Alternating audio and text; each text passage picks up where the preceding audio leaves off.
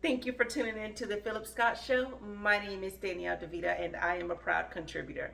I saw a video on TikTok and this is a part of the ceremony where a bride and her husband is cutting the cake. But there's something in here that has a lot of people talking.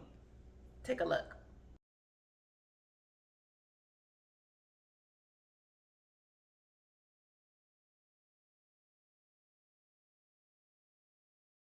All right, now we talk about modesty often on this channel and how to carry yourself as a woman, how to dress like a lady and not look like what Phil likes to say, a 304. This is her wedding day and she's precisely dressed just as that. And yeah, someone may say, "Oh, you are shaming someone." Look, we should bring shame back when it comes to certain things.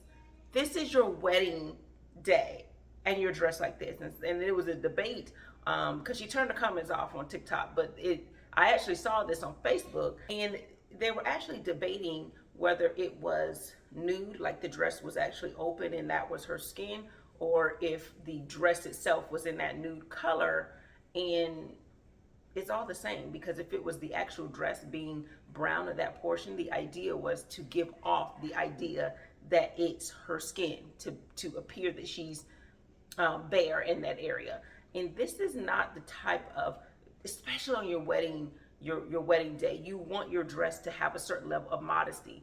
The whole point of wearing white is also to show that you're modest in your chastity, right? I'm trying to not use certain words on YouTube, but basically your level of chastity in relations.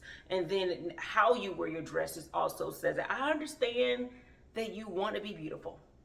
I understand that you want to look good, and I'm all for doing that and wanting to look good. I talk about how you dress should also have a level of modesty and as well as attraction. If you're a single woman, if you're a married woman, you still want to have a level of attraction, but attraction and dressing a certain way that's going to solicit certain kind of behavior and garner certain type of attitudes is not a good thing. That's not what you want if you're trying to be a feminine woman. And the sad thing is her husband doesn't see a problem with it.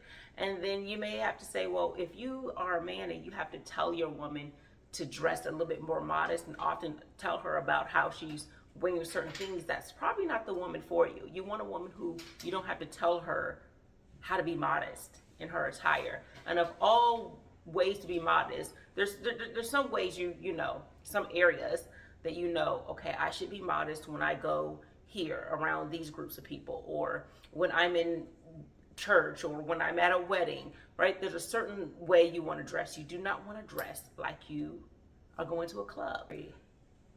He should have a problem with it because it's a representation of him. When you see her and then you find out that she's married, you also think, what kind of man is this that is okay with this? It has nothing to do with whether he's insecure or not. It has to do with, this is the representation he has, because men want to be able to take his woman places and she's dressed appropriate for that.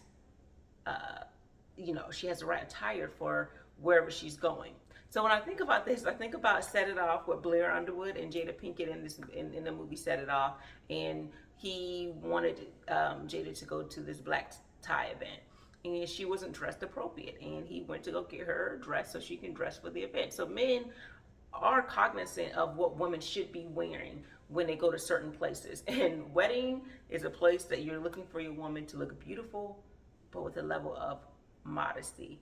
The whole point of dressing before all these people in this way is to show, one, the white is I am pure, and then how you wear it is to show how beautiful you are, but how modest and how of a wonderful young lady you are. And lady represents femininity. Every woman is not feminine, but a lady is feminine. And so you guys tell me what you think. Do you think that she should not be shamed for it? She should wear what she wants to wear. It is her thing. Of course, you can do what you want. You have free will. But what are your thoughts about, we saw Sierra dressing like this, but now we're talking about a wedding now. What are your thoughts about someone dressing like this, knowing that she's married now, on her wedding day. And I'm seeing women even going as far as doing lap dances for her husband on the dance floor. When they go back to the reception, the woman is doing a lap dance, or she's dressing, provocative, but all these people are around. That's reserved for on your honeymoon, not in front of everyone to see.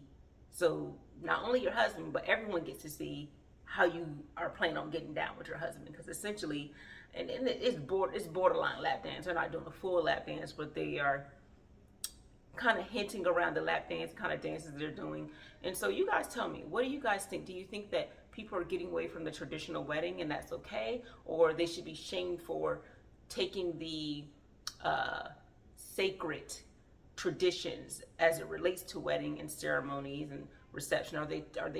Is that a bad thing that they're taking away some of the sacred traditions, like how you dress, the color of your wedding dress, and how you interact with your husband and others during that portion of the ceremony and reception? You guys tell me what you think.